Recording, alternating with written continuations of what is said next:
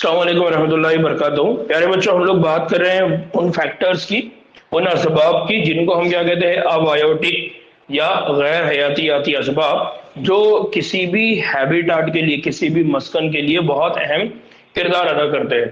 तो उसमें सबसे पहले हमने क्या देखा, दर्जे हरारत। और हमने कहा कि दर्जे हरारत की वजह से क्या होता है, तो हमने कहा दर्जे हरारत में तब्दीली होती है मौसम की वजह से।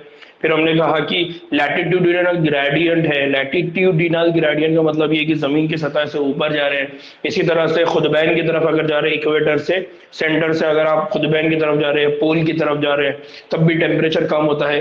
और इसी तरह से फिर हमने कहा कि जो टेम्परेचर है, जो हरारत, दर्जे हरारत है, उसके हिसाब से जानदारों ने अपने आप को क्या करके रखा है, अडेप्ट करके रखा हुआ है। वो उसी के हिसाब से, उसी तर्ज में अपनी जिंदगी गुजारते हैं। अगर वहां से आप उनको कहीं तब्दील करेंगे तो हो सकता है कि वो अपनी जिंदगी वहां गुजार ना सके। फिर हमने कहा कि वो ऐसे जानदार है जो बहुत वसी दायरे की दर्जे हरारत के अंदर अपनी जिंदगी गुजार सकते हैं, तो उनको हमने कहा था यूरीथर्मल। और जो बहुत छोटे से दर्जे हरारत की रेंज में, दायरे में अपनी जिंदगी गुजारते हैं, उनको हमने कहा स्टीरोथर्मल। फिर उसके बाद हमने कहा कि जब जानदार जो होते हैं उनका एक अपना मकाम होता है जिसको कहा जाता है निश। वो जो निश होता है वहां पर वो अपना फंक्शनल रोल प्ले करते हैं, वो अपना अमली किरदार वहां पर अदा करते हैं, वहां के जो भी माहौल है उससे वो इस्तेफादा करते हैं। और फिर ये होता है कि वो उस जगह के हिसाब से अपनी जिंदगी बना चुके, अगर उसको वहां से तब्दील किया जाए तो उनकी जिंदगी वहां पर खत्म भी हो सकती है। तो इस तरह का जो एरिया होता है इसको हमने कहा था निश। ना अब इसके बाद हम बात कर रहे हैं कि और कौन सा गैर हयातियाती फैक्टर है, कौन से गैर हयातियाती असबाब है। तो उसमें है पानी। उसमें कौन है, पानी भी ये गैर हयातियाती असबाब है जो बहुत ही अहम किरदार अदा करता है ऑर्गेनिज्म के ऊपर, जानदार के ऊपर, उसकी जिंदगी के ऊपर। तो दर्जे हरारत के बाद पानी उज़्व यानी जानदारों पर असर अंदाज होने वाला दूसरा सबसे ज्यादा अहम आमिल है या सबब है या फैक्टर है। दरअसल हमको ये मालूम है, हमने इवोल्यूशन में भी ये पढ़ा हुआ है कि हयात की जो इब्तिदा है वो पानी में होगी। ये कहा जाता है कि जो पहला सेल बना था वो भी पानी में बना था, याद आ रहा है। और बगैर पानी के इसका कायम रहना नामुमकिन है। यानी कोई भी जानदार हो, हमको मालूम है कि पानी के बगैर वो जिंदा नहीं रह सकता। सहरा में इसकी दस्तयाबी इतनी महदूद है कि सिर्फ स्पेशल अडेप्टेशन ही की मदद से वहां उज़ूरियों का रहना मुमकिन है। देखिए अगेन बात कहां पर आ गई, बात आ गई स्पेशल अडेप्टेशन, यानी किसी भी माहौल के अंदर अपने आप को क्या करना, तब्दील करना, उसके हिसाब से अपने आप को वहां पर सरवाइव करने के, वहां जिंदा रहने के काबिल बनाना, उसको हम क्या कहते हैं, अडेप्टेशन। तो जितने भी जानदार है वो क्या करते हैं, किसी भी जगह जहां पर वो सरवाइव कर रहे हैं, वहां जिंदा रह रहे हैं, वहां तौलीद का अमल कर रहे हैं, रिप्रोड्यूस कर रहे हैं, उसका बड़ा रीजन है कि उन्होंने अपने आप को उस इन्वायरमेंट के हिसाब से, उस माहौल के हिसाब से, उस हैबिटेट के हिसाब से, उस निश के हिसाब से अडेप्ट करके रखा है। पौधों की पैदावार और बिखराव में भी पानी पर बहुत, यानी पौधे जो होते हैं तो इनका बिखराव ये किसके ऊपर डिपेंड है, तो हमने पॉलिनेशन के अंदर भी पढ़ा था। पानी ये एक पॉलिनेटिक फैक्टर है जिसको हमने अबायोटिक फैक्टर की केस में पढ़ा था। जिस तरह से हमने पतंगों की, तितलियों की और दूसरे जानदारों की बात किए थे, वहां पर हमने इनको भी पढ़ा था, लेकिन हमने इनको कहा रखा था अबायोटिक फैक्टर। तो इससे बात समझ में आता है कि पॉलिनेशन में इनका बहुत इंपॉर्टेंट रोल है पानी का। फिर आप सोच रहे होंगे कि वो जानवर जो समंदरी झील, दरिया में रहते हैं, उन्हें पानी से मुतालिक कोई मसला नहीं पेश आता होगा। नहीं, ऐसा नहीं है, उनको भी बहुत सारे मसले हैं, उनको भी बहुत सारी परेशानियां हैं, लेकिन उन्होंने अपने आप को उस पानी के कंडीशन के हिसाब से, उस पानी के माहौल के हिसाब से क्या करके रखा हुआ है, अडेप्ट करके रखा हुआ है। वहां पर उन्होंने अपने आप को बना के रखा हुआ है। अब अगर आबी उज़ूयी की अगर बात कर सकते हैं, एक्वाटिक एनिमल्स की अगर बात करते हैं, तो पानी की क्वालिटी यानी पानी का कीमियाई अज्जा वहां पर बहुत अहमियत रखता है। पानी की क्वालिटी, वहां पर जो वाटर क्वालिटी वो बहुत इंपॉर्टेंट रोल प्ले करती है। वाटर क्वालिटी का मतलब क्या होता है, वाटर क्वालिटी का मतलब होता है वाटर का पीएच, उस पानी का क्या है, पीएच है, वो बहुत अहम रोल प्ले करता है। अगर हम ये कहें कि जो मीठा पानी है, मीठे पानी में जो नमकियात का इर्तिकाज है, यानी जो सॉल्ट है, जिसको हम क्या कहते हैं, खारापन कहते हैं, उस खारापन का हिस्सा फी हजार की हैसियत से नापा जाता है। यानी पार्ट्स पर मिलियन में उनको नापा जाता है, पार्ट्स पर मिलियन में उनको क्या किया जाता है, चेक किया जाता है। तो इतना कम सॉल्ट मीठे पानी में होता है। तो इस तरह से हम ये कह रहे हैं कि मीठे पानी में नमकियत का जो इर्तिकाज है वो 5% 5% से भी क्या होता है, कम होता है। और समुद्री पानी में ये 30 से 35%, और कुछ हाइपर सलाइन लगून्स, क्या बोला जाता है इनको, हाइपर सलाइन लगून्स, हाइपरसलाइन लगून्स, उसमें तो क्या होता है 100% से भी क्या होता है, ज्यादा होता है। इसका मतलब उस पानी की जो क्वालिटी है मीठे पानी की, खारे पानी की और हाइपरसलाइन की बहुत अलग अलग है। किसकी वजह से, खारेपन की वजह से, उस नमक की वजह से। तो इसका मतलब है कि वहां के जो जानदार है वो जो मीठे पानी के जो जानदार है वो बहुत कम पानी में रहने के आदी है। अगर आप उनको लगून्स में लेके जाकर रख देंगे तो उनकी क्या हो जाएंगी, मौत हो जाएंगी, वो मर जाएंगे। जिस तरह से हमने एक, अगर आपको याद आ रहा होगा तो प्लांट वाटर रिलेशन में हमने कंसेप्ट पढ़ा था। आपको याद आ रहा है कि अगर जो जो प्लांट का पार्ट है, यानी जो सेल है, उस सेल के अंदर अगर सॉल्ट ज्यादा है और उसको अगर आप पानी में रख देंगे तो पानी बाहर से अंदर चला जाएगा, जिसकी वजह से वो फूल जाएगा।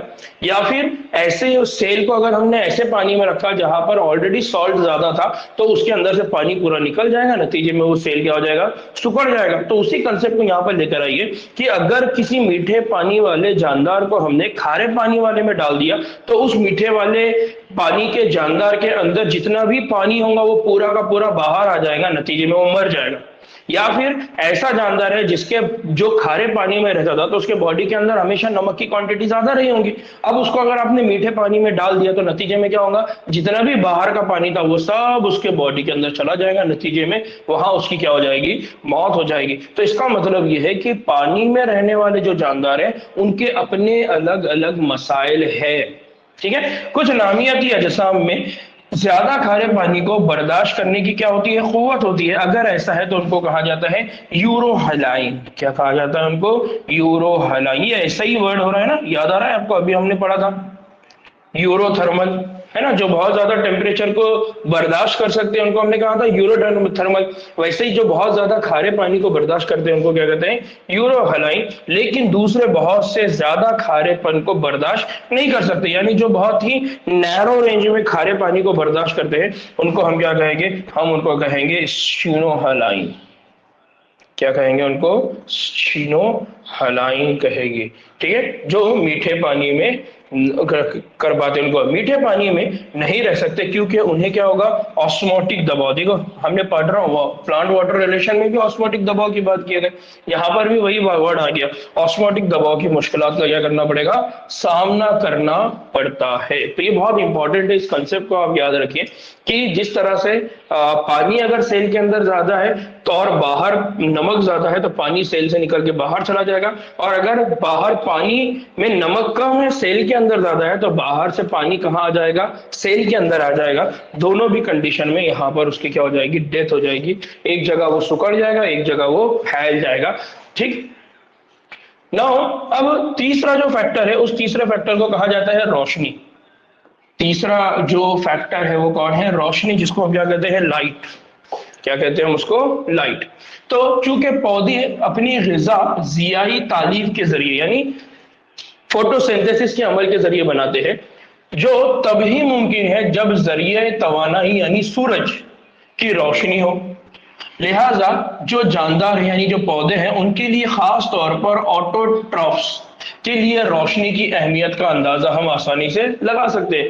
तो स्पेशली वो जानदार जो ऑटोट्रॉफ्स है, जो अपनी ग़िज़ा खुद बनाते हैं, उनके लिए रोशनी की अहमियत कितनी ज्यादा है हम इस बात से समझ सकते हैं, क्योंकि वो सूरज की रोशनी के जरिए क्या करते हैं, अपनी ग़िज़ा बनाते हैं ना। जंगल में उगने वाले बहुत सारे छोटे पौधे और जो लंबे हैं बहुत कम रोशनी में मुनासिब ज़ियाई तालीफ करने के क्या हो चुके हैं, आदी हो गए। यानी बहुत बड़े बड़े प्लांट हैं तो वो तो आसानी से सूरज की रोशनी को ले लेंगे, लेकिन जो छोटे हैं जो कम से कम रोशनी उनके पास आती है तब भी वो जिंदा रहते हैं। तो वो क्यों रहते हैं, क्योंकि वो क्या हो चुके हैं, आदी हो चुके हैं। वो अपने आप को उन्होंने क्या कर लिया है, अडेप्ट कर लिया है, क्योंकि इन पर मुसलसिल घने दरख्तों का क्या होता है, साया रहता है, जिसके नतीजे में उन्होंने अपने आप को तब्दील कर लिया कि भाई भाई हम कम से कम अगर रोशनी भी मिलेंगी तब भी हम हमारा क्या कर लेंगे, जियाए तालिब यानी कम पे गुजारा कर लेंगे ना। फूल बनाने के लिए भी जो पौधे होते हैं वो अपनी फोटो हेराडिक नो, इसको क्या बोला गया है देखो, पूरा करने फोटो जरूरियात को नहीं, फोटो पीरियोडिक जरूरियात को पूरा करने के लिए सूरज की रोशनी पर क्या होते हैं, मुनहसिर होते हैं। तो हम ये कहते हैं कि जो प्लांट होते हैं उनके अंदर एक कंडीशन होती है जिसको कहा जाता है फोटो पीरियोडिज्म का मतलब क्या होता है, जो फोटो है यानी जो लाइट है, उस लाइट का उनके खिलने पर बहुत अहम रोल होता है, तो उसको कहा जाता है फोटो पीरियोडिज्म। अब वहां पर गलती से देखिए हेराडिक वगैरह ट्रांसलेट हो गया उर्दू में, लेकिन आपने याद रखना है फोटो पीरियड। तो फोटो पीरियड बहुत इंपॉर्टेंट है उनका। बहुत सारे जानवरों में लिए भी रोशनी बहुत अहमियत रखती है। क्यों जानवरों में? प्लांट की बात समझ में आती है, पौधों की बात समझ में आती है कि जियाए तालिफ का अमल होता है, लेकिन जो दूसरे जानवर हैं उनके लिए क्या है, तो दूसरे जानवरों के लिए खास बात क्या होता है, क्योंकि रोशनी की वजह से डायूर्नल मतलब जो दिन होता है वो दिन उनके लिए क्या होता है, एक्टिव।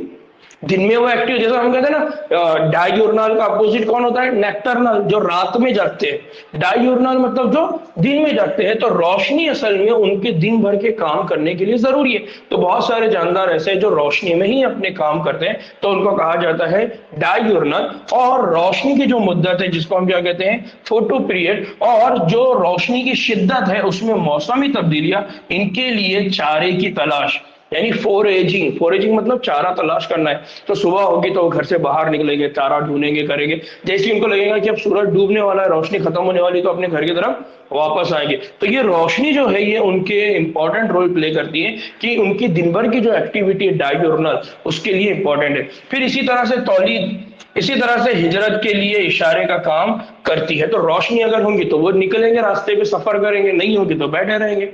ठीक, जमीन पर रोशनी की दस्तयाबी दर्जे हरारत से करीबी ताल्लुक रखती है। और हमको मालूम है जितना ज्यादा सूरज की रोशनी होगी उतना ज्यादा टेम्परेचर होगा, जितने सूरज की रोशनी कम होगी उतना ज्यादा टेम्परेचर कम होगा। इसका मतलब रोशनी में और दर्जे हरारत में बहुत ज्यादा ताल्लुक है।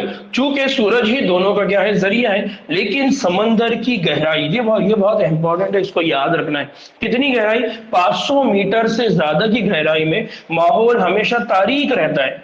और वहां के जो बाशिंदे हैं यानी वहां के जो जानदार हैं, वहां की जो पॉपुलेशन है, वो आसानी से जरिया तवानाई यानी सूरज के वजूद से वाकिफ नहीं है। यानी जमीन के 500 मीटर के नीचे जो जानदार रहते हैं वो, उनको ये नहीं मालूम कि हमारा जो रोशनी का जरिया है या जो हमारा एनर्जी का सोर्स है वो सूरज है, तो फिर इनका जरिया तवानाई क्या होगा। तो शमसी शुआ की स्पेक्ट्रल क्वालिटी देखिए बहुत इंपॉर्टेंट है। एक तो होता है लाइट, दूसरा जिसको हम कहते हैं उस लाइट की क्या होती है, लाइट रेस। और उन लाइट रेस की क्या होती है, स्पेक्ट्रल क्वालिटी। क्या होती है उनकी स्पेक्ट्रल क्वालिटी, यानी अलग अलग उनका क्या होता है, स्पेक्ट्रा होता है, अलग अलग उनका रीजन होता है जिसको हम क्या करते हैं, यूज करते हैं। तो स्पेक्ट्रल क्वालिटी भी हयात के लिए बहुत अहम है। यानी हम खुद ये बात को फोटोसिंथेसिस में भी पढ़ते हैं कि एक स्पेसिफिक रेंज है पूरे लाइट की जिसको यूज किया, यूवी रेंज को हम यूज नहीं करते। समझ में आ रहा है? हम एक ही रेंज को यूज करते हैं जिससे हमको फायदा है। फिर हमारे पास भी ग्रीन रेंज है, रेड रेंज है, ना विबजोर जिसको हम कहते हैं। तो अलग अलग रेंज की। तो यहाँ पर अब लाइट तो नहीं है, ठीक है, लाइट से वो फायदा नहीं उठा रहे, तो फिर किससे उठाएंगे? उस लाइट के अंदर जो छोटे छोटे रीजन है, उन रीजन का फायदा उठा के वो क्या करते हैं, अपना फूड बनाने का काम करते हैं। तो स्पेक्ट्रम का यूवी जो जूज है, कुछ जानदारों के लिए क्या होते हैं, नुकसानदा होते हैं। जबकि समंदर के मुख्तलिफ गहराइयों में रहने वाले पौधों की मराई स्पेक्ट्रम यानी विजिबल स्पेक्ट्रम के सारे रंग दस्तयाब नहीं होते। यानी पानी में जो रहने वाले हैं उनके लिए पूरे जो विजिबल स्पेक्ट्रम होता है जिसको हम विबजोर कहते हैं, वो सारे लाइट उनके लिए अवेलेबल नहीं होंगे। वो अपनी जरूरत के हिसाब से क्या कर लेंगे, उनका इस्तेमाल करेंगे। जैसे रेड, ग्रीन और या भूरी एल्गी जो क्या होती है, समंदर में रहती है। तो आप समझ सकते हैं कि ये सुर्ख है, ये सब्ज है यानी ग्रीन है, और ये भूरी वाली, तो किस तरह से इनके पास क्या होंगे, आपको याद आ रहा होगा, हमने पढ़ा हुआ है ये जो एल्गी वगैरह थे, इवन दो हमने अलग अलग टाइप इनके पढ़े हुए, किस तरह से ये लाइट का इस्तेमाल करके अपने आप को अलग बनाते हैं, है ना। तो यहाँ पर फिर इनमें से कौन सी समंदर के सबसे गहरे पानी में मिलती है और क्यों, यानी इन तीनों भी अलगी में से समंदर के सबसे गहरे पानी में कौन सी अलगी होती है और वो वहां पर क्यों आसानी से सरवाइव कर जाती है और वो वहां पर क्यों मिलेगी। ठीक है, तो ये एक जो फैक्टर था वो कौन है, रोशनी। लेकिन रोशनी के मामले में एक बात याद रखना है कि रोशनी जो है ये चार फैक्टर तो चार फैक्टर में से ये तीसरा बहुत इंपॉर्टेंट फैक्टर था ना। चौथा जो फैक्टर है वो कौन है, मिट्टी। चौथा जो फैक्टर है वो कौन है, वो है मिट्टी। तो मुख्तलिफ जगहों की मिट्टी की खुसूसियत क्या होती है, मुख्तलिफ होती है। टूटने या घसने का अमल, आया मिट्टी कहीं से लाई गई है या तहदार यानी सेडिमेंट्री है, और मिट्टी का नमू कैसे हुआ, ये सब मौसम पर मुनहसर है। यानी हम जब मिट्टी की खुसूसियात की बात करते हैं तो मिट्टी की खुसूसियात कौन डिसाइड करेगा, और मिट्टी की खुसूसियात इतनी मुख्तलिफ क्यों है, तो उसका रीजन है एक तो टूटने या घसने का जो अमल है कि किस तरह से अमल हो रहा है। यानी अगर आप सोचिए कि एक बड़ा पहाड़ है वो अचानक में फट गया, टूट गया, या वही पहाड़ है धीरे धीरे आप उसको काट रहे हैं, या वही पहाड़ है कई मौसम गुजरने के बाद धीरे धीरे वो पहाड़ धीरे धीरे जर्रा हो रहा है। तो तीनों भी शक्लों में जब वो टूटेगा तो एक जगह है जहां पर बड़े बड़े फ्रैगमेंट्स बनेंगे, दूसरी जगह जहां पर आप जब उसको थोड़ा थोड़ा तोड़ेंगे तो छोटे छोटे फ्रैगमेंट है, और एक जगह है जहां पर मौसम की वजह से बनेगा तो इस तरह की मिट्टी बनेगी जो बहुत ज्यादा कॉम्पैक्ट रहेगी, छोटी छोटी रहेगी। इसी तरह से मिट्टी कहीं से लाई गई है, यानी आपने कहीं और से मिट्टी लाया। जैसा हमारे पास अक्सर ये होता है कि जब बारिश के दिन आने वाले होते हैं तो दलदल को निकाला जाता है ना। फिर इसी तरह से कोई पहाड़ है उसको खोद रहे हैं, उसकी मिट्टी शिफ्ट की जा रही है, तो मिट्टी कहाँ से लाई गई वो तय करेगी। और तीसरा, मिट्टी की जो क्वालिटी है, जो खुसूसियात होगी वो मुख्तलिफ इसलिए होंगी कि सेडिमेंट्री यानी लेयर बाय लेयर जब वो जमा हो रही है तो उसकी बात होगी। तो ये बहुत सारे फैक्टर है कि मिट्टी नमू कैसे पा रही है। तो मिट्टी कहीं से लाई गई है, मिट्टी कहीं टूट रही है, मिट्टी के अंदर सेडिमेंटेशन यानी लेयर बन रही है, तो किस तरह से मिट्टी ये बन रही है। तो ये सारी बातें अक्सर अक्सर किस पे डिपेंड होती है, मौसम पर मुनहसिर है। इसलिए हम ये कहते हैं कि मौसम पर मुनहसिर मिट्टी की मुख्तलिफ खुसूसियात होती है। मसलन मिट्टी के अज्जा यानी दाने का साइज की, उसके साइज कितना होगा, फिर मिट्टी का मजमुआ कि उसमें क्या क्या चीजें होगी, कौन कौन से ऑर्गेनिक कंपाउंड होंगे, कौन कौन से इनऑर्गेनिक कंपाउंड होंगे, फिर मिट्टी के अंदर रसाव यानी उसके अंदर जब पार्टिकल साइज होगा तो उसमें से जाने के लिए जो रास्ता होगा वो कैसा होगा। इसी तरह से पानी के इंजिजाब की उसकी कुव्वत कि वो कितना ज्यादा पानी होल्ड कर सकेंगे, कितना ज्यादा पानी वो इंजिजाब कर सकेंगे, ये सब कुव्वत का क्या करती है, तायुन करती है। तो मिट्टी का साइज, मिट्टी के दाने का साइज, मिट्टी का मजमुआ, उसका रसाव, ये पानी के इंतजाम की क्या करती है, तायुन करती है। इसलिए मिट्टी बहुत अहम है क्योंकि वो प्रेसिपिटेशन में काम करेगी। प्रेसिपिटेशन हमने कहाँ पढ़े, अब भी पढ़े हमने। वो प्रेसिपिटेशन किस लिए जिम्मेदार है, प्रेसिपिटेशन इसलिए जिम्मेदार है कि ज्यादा से ज्यादा पानी को रोकेगा। अगर ज्यादा पानी रुकेगा तो प्लांट की ग्रोथ ज्यादा होगी, प्लांट की ग्रोथ होगी तो अलग अलग जानदार वहां आकर रहना शुरू होंगे, अलग अलग जानदार अगर वहां रहना शुरू होंगे तो बायोडाइवर्सिटी बनेगी, इस तरह से वो एक बायोम बन जाएगा। अगर उसमें पानी को होल्ड करने की सलाहियत नहीं है तो पानी बहता जाएगा, वहां पर बहुत ज्यादा प्लांट नहीं रहेंगे, इसलिए बहुत ज्यादा जानदार नहीं रहेंगे। वो भी एक बायोम है जो सहरा की तरह दिखता है, रेगिस्तान की तरह दिखता है। समझ में आ रहा है कंसेप्ट को ना। इन खुसूसियात के अलावा पीएच, इन खुसूसियात के अलावा नमकियत और टोपोग्राफी, देखिए तीन चीजें हैं कि उस मिट्टी का पीएच, उस मिट्टी का नमकियत यानी उसमें सॉल्ट कॉन्सेंट्रेशन, और तीसरा उस मिट्टी की टोपोग्राफी यानी वहां जो पार्टिकल साइज है वो किस तरह की है, या जो लेयर बनी हुई है वो किस तरह से बनी हुई है। बहुत हद तक किसी इलाके की नबातात का क्या करेंगी, तायुन करेंगे। जैसा मैंने अभी बताया, अगर मिट्टी के साइज, सॉइल का, दाने का साइज इतना है कि वो बहुत ज्यादा पानी होल्ड कर सकता है, और मिट्टी बहुत मजमुआ मतलब बहुत ज्यादा बड़े पैमाने पर पानी का इंतजाम करेंगी, प्रेसिपिटेशन ज्यादा होगा, तो वहां पर नबातात की तादाद क्या रहेगी, ज्यादा रहेगी। समझ में आ रहा है। तो इसको वो क्या है कि नबातात का तायुन यानी हर्ब्स का तायुन भी मिट्टी के कंपोजिशन पर मुनहसिर है।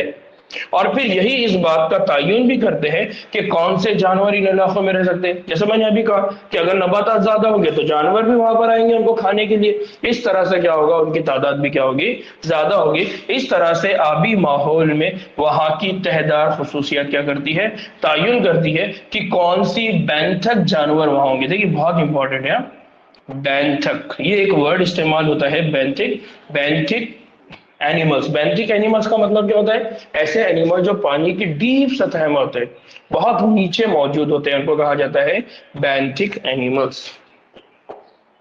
ठीक है, तो ये बहुत इंपॉर्टेंट फैक्टर्स है जो बहुत ही इंपॉर्टेंट रवैया, बहुत ही इंपॉर्टेंट रोल अपना क्या करते हैं, अदा करते हैं। तो इनको कहा जाता है अबायोटिक फैक्टर्स। ठीक है, नाउ बच्चों, हम लोग कल दोपहर में जोहर की नमाज के बाद लेक्चर को कंटिन्यू करेंगे, और इंशाल्लाह कल कोशिश ये रहेगी कि 2 से 4 हमारा एक लेक्चर हो, और उसके बाद 5 बजे से 7, 7:15 बजे तक लेक्चर हो, ताकि कल ये चैप्टर खत्म करने के साथ साथ हम दूसरा और एक नया चैप्टर की क्या करें, शुरुआत करें। मॉर्निंग में अक्सर दिक्कत हो रही है, दिक्कत इसलिए हो रही है क्योंकि मेरी दूसरी जो क्लासेस है वो अर्ली मॉर्निंग हो गई, इसलिए मेरे को फिर सुबह अर्ली मॉर्निंग आकर जाने में क्या हो रही है, परेशानी हो रही है। तो उसमें होता ये है कि यहाँ से जाने के, क्योंकि मेरे को आने जाने में ही मेरे को 15 से 20 मिनट लग जाते हैं, अपने इंस्टीट्यूट पर आने और इंस्टीट्यूट से घर जाने को, फिर वहां से फिर दूसरी कोचिंग जाना है। ठीक है, इसलिए ये इश्यूज की वजह से मैं सुबह में अवॉइड कर रहा हूँ। ठीक, चलिए दुआ में याद रखिए, इंशाल्लाह फिर मुलाकात होती है। अस्सलाम वालेकुम रहमतुल्लाहि व बरकातहू।